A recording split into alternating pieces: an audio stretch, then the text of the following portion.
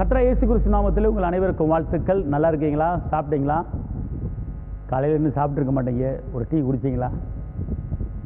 மனமகிழ்ச்சி நல்ல அவசியம் சொல்லப்பட்டிருக்கு. காலை வேளையில் உற்சாகமாக சந்தோஷமாக எந்திரிச்சு கர்த்தருடைய வசனத்தை தியானம் பண்ணுங்க. கர்த்தருடைய வார்த்தை இந்த காதில் நீங்கள் ஊற்றுங்க. தேனிலிட்ட பணியாரம் போல் இந்த வார்த்தை அவ்வளோ சுவையான வார்த்தை. இந்த நாளிலே அவருடைய ஜீவனுள்ள உயிருள்ள வார்த்தை உங்கள் காதில் ஒலிக்கிறது. என்ன வார்த்தை தெரியுமா? அதாவது எபேசியர் 1:2, உங்களுக்கு கிருபையும் சமாதானம் உண்டாவதாக.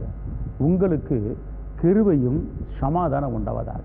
அதாவது கிருபை என்றால் நான் தகப்பன், நான் இரட்சகர், நான் வெற்றி வேந்தேன், என் பிள்ளை, தகுதி இல்லாத உன்னை தகுதிப்படுத்தி உன்னை நான் பிள்ளையாக மாற்றிருக்கிறேன். அதுக்கு பேர் கிருபை. மாத்திரமல்ல, உனக்கு நிரந்தரமான ஒரு சமாதானத்தை தருகிறேன் என்றவர் சொல்கிறார். இந்த நாளிலே உங்கள் மேலே ஒரு தகுதியை கொடுக்குறார். உன்னால் நீ என்ன வேணாலும் என்ற கேளு.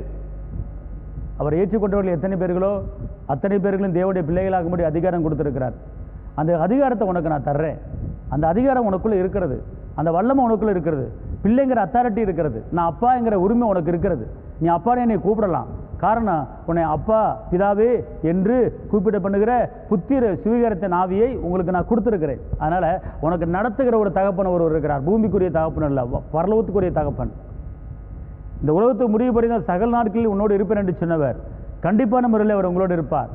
அதனால் கர்த்தர் சொல்றாரு, என் கிருபை உனக்கு போதும், உன் பலவீனத்தில் என் பலனோ பூரணமாய் விளங்கும். அவர் சொல்றார், என் கிருபை உனக்கு போதும். நீ என் பிள்ளை, நான் தகப்பேன்.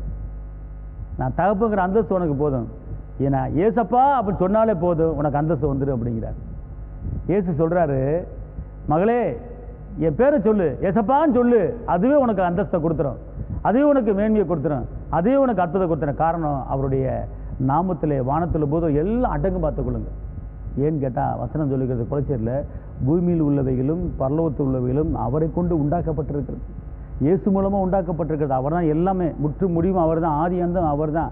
அதனால் என்னுடைய நாமத்தில் எதை கேட்டாலும் தருவேன்னு சொன்னவர் இயேசுவின் நாமத்தில் கேட்டு பாருங்கள். இயேசுவின் நாமத்தில் கேட்கும்போது, ஏசப்பா எனக்கு நீங்கள் அப்பா அப்படின்னு சொல்லி பாருங்கள், பிசாசு நடுங்குவான்.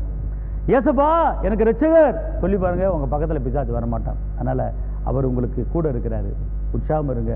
உங்களை நடத்துகிறவர் உங்கள் கூட இருக்கிறாரு. வழக்கத்தை பிடித்து தாங்குவார், ஏந்துவார், தப்பிவார், பெரிய காரியம் செய்வார். தைரியமாக இருங்க. உங்களுக்கு அச்சுபிக்கிறேன். தகப்பனை ஏசப்பாமை நன்றியோடு துதிக்கிறேன், நம்ம ஸ்தோத்திரிக்கிறேன். உன்னதரைமை துதிக்கிறேன், உயர்ந்த உரிமை துதிக்கிறேன், மாறாத உரிமை துதிக்கிறேன், அதிசயரிமை துதிக்கிறேன். அப்பா, அந்த வேலையிலே ஆண்டவரே ஒவ்வொரு குடும்பத்தையும் உடைய கரத்தில் வைக்கிறேன். வாழ்ந்திருக்கும்படி, உயர்ந்திருக்கும்படி, செழித்திருக்கும்படி, பெருகும்படி கிருபை தாங்க. இரத்த கோட்டைக்குள்ள மறைத்துக் கொள்ளுங்கள். ஆசீர்வதிங்க, காத்துக்கொள்ளுங்கள். இந்த வார்த்தை கேட்குற ஒவ்வொரு ஆசீர்வதிங்க. இயேசுவின் நாமத்தில் பிதாவே, ஆமென். கர்த்தர் உங்களை ஆசீர்வதிப்பார். ஹல்லேலூயா.